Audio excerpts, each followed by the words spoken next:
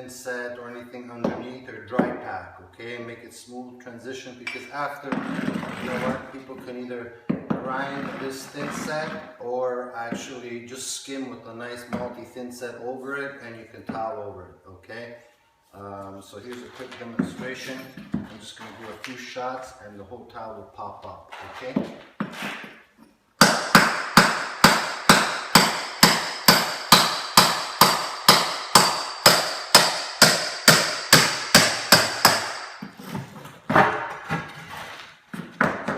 See, you know what, minimal damage, you know, very sweet, nice and dandy. Actually, this towel was installed very nicely. It was skim coated, it was actually troweled and put down together.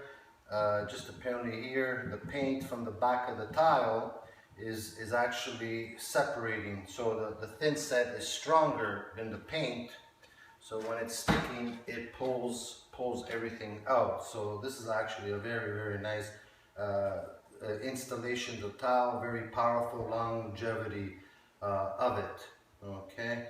Just that the homeowners want a new look, and we're gonna go with a different type of tile.